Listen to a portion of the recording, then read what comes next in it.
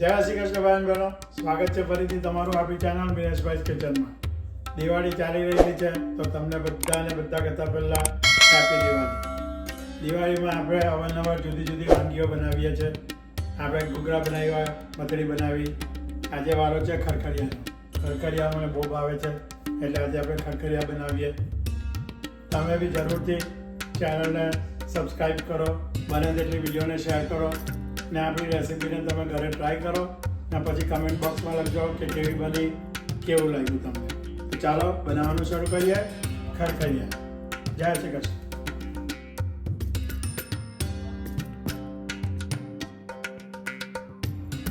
ખરખરિયા બનાવવા માટે આપણે લઈ લીધો છે 1 કપ મેંદો ને 1 કપ ઘઉંનો લોટ.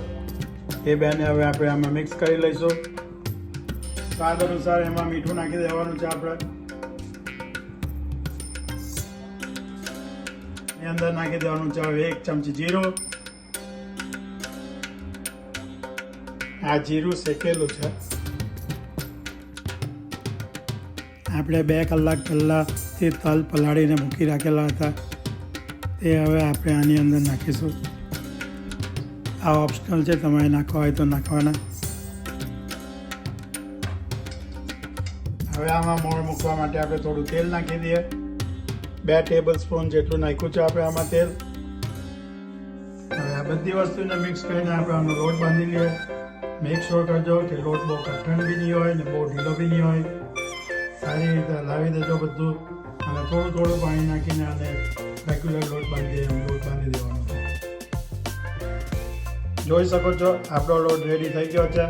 હવે આમાં 5 મિનિટ રહીને થોડું તેલ નાખી દઈશું ને પછી 1-2 કલાક માટે આને મૂકી રાખવાનો છે.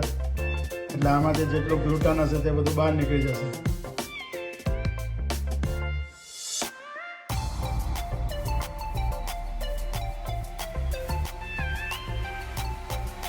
આપણો લોટ બંધાઈ જાય એટલે પછી આપણે આવા ગુલ્લા પાડી દેવાના છે. ગુલ્લા પાડીને આપણે હવે એને વણી લઈશું ધીરે ધીરે.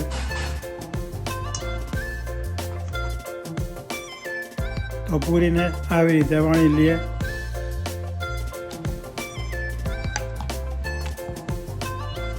એકવાર એ વણાઈ જાય પછી એમાં આપણે થોડા કાપ મૂકી દઈશું.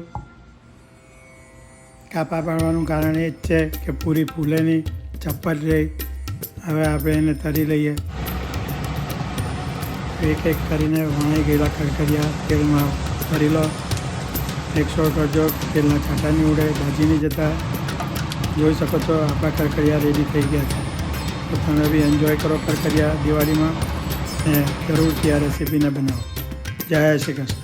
હેપી દિવાળી.